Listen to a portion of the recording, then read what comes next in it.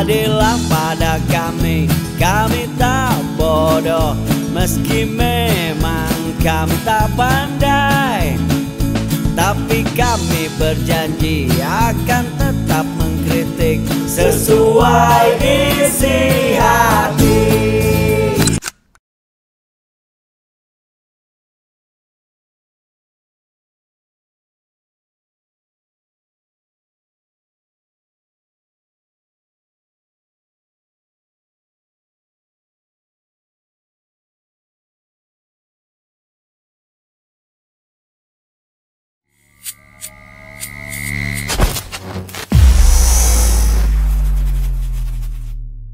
Bismillahirrahmanirrahim.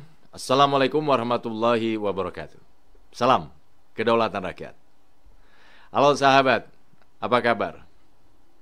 Kalau ditanya adakah dua nama besar tokoh di Indonesia yang sekarang ini selalu menjadi perbincangan atau perdebatan publik? Betul banget.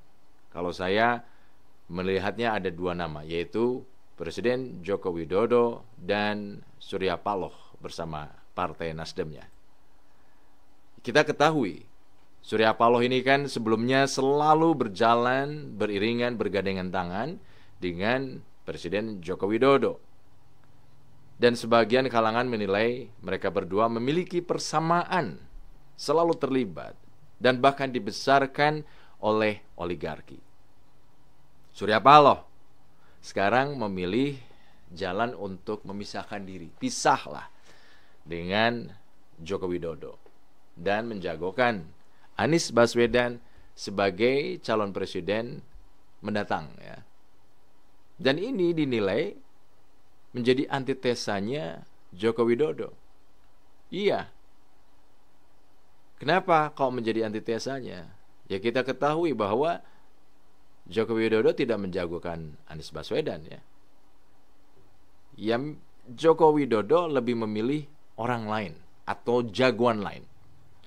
Surya Paloh yang sekarang menginginkan perubahan dan mendukung Anies Baswedan sebagai capres di 2024 mendatang ini diharapkan menjadi salah satu jagoan dari Nasdem, atau tepatnya jagoan dari Nasdem yang bisa melakukan perubahan.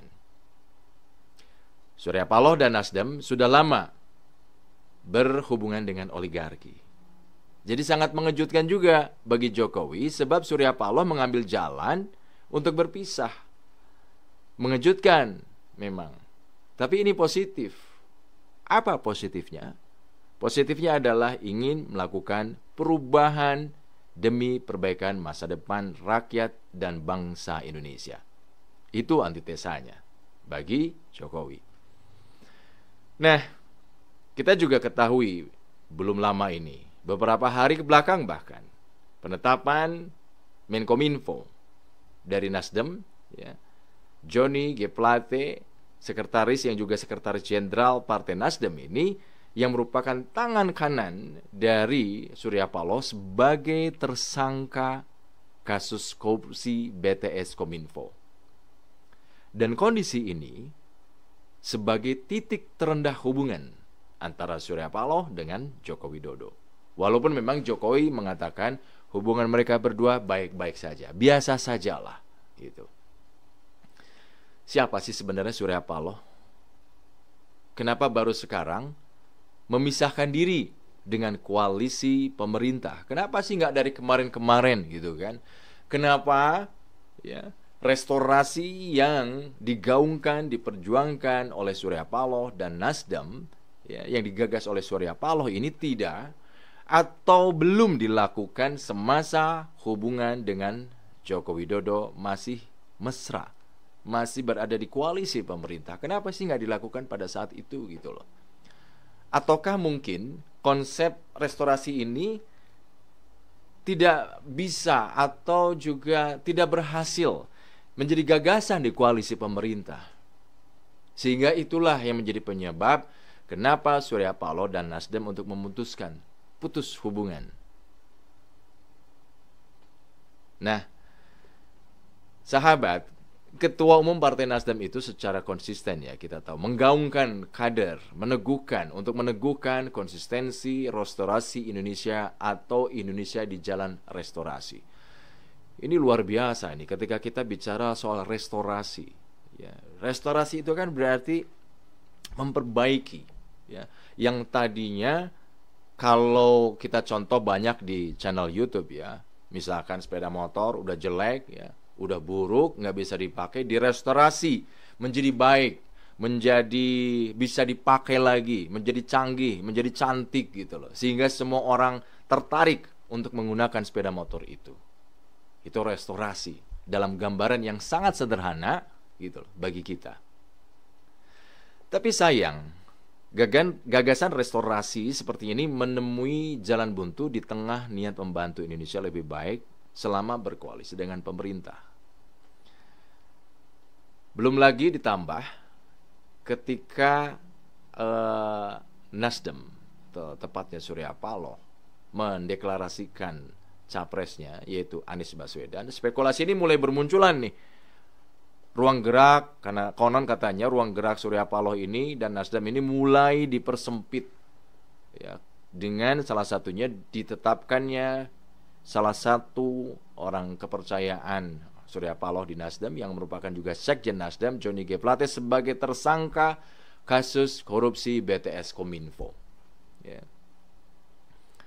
Tidak terlepas pula adanya dugaan ancaman ya menghantui bisnis Surya Paloh, di antaranya PT Pangansari Utama, perusahaan catering yang merupakan bagian dari kerajaan bisnis Surya Paloh.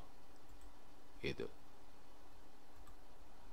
Jadi sekedar informasi saja, perusahaan ini terancam kehilangan kontrak sebagai penyedia jasa boga di PT Freeport Indonesia yang merupakan perusahaan tambang emas yang menjadi milik pemerintah Indonesia.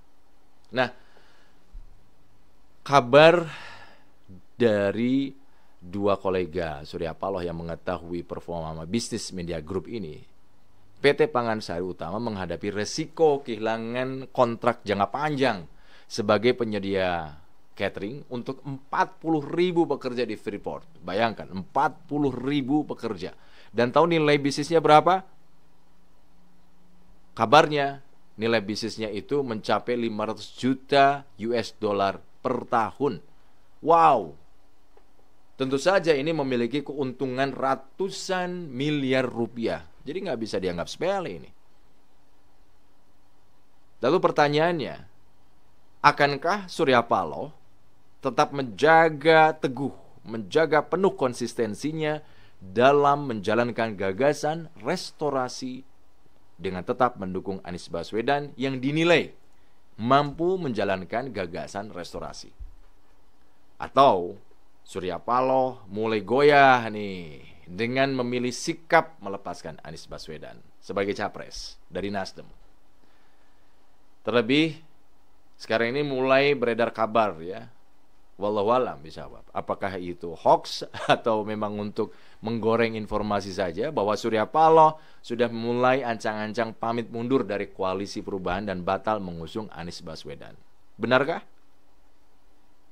Sahabat, badai pasti berlalu dengan cara mengikuti tanda-tanda alam atau melalui spekulasi konspirasi yang melanggar tanda-tanda alam.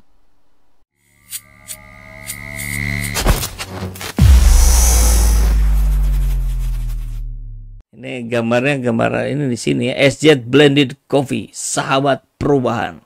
Ini coffee blended. Jadi kalau dibaca di belakangnya, ini original Cikalong Wetan. Profilnya medium to dark, prosesnya natural ya. Jadi ini blended Arabica Robusta. Ini kita jual untuk kita jadikan sebagai sebuah pergerakan kita dalam menegakkan keadilan. Baik, dan buat sahabat SZ juga, kalau yang mau bergabung dengan saya dengan lebih intensif, itu bisa gabung sebagai membership, sebagai pelanggan ya.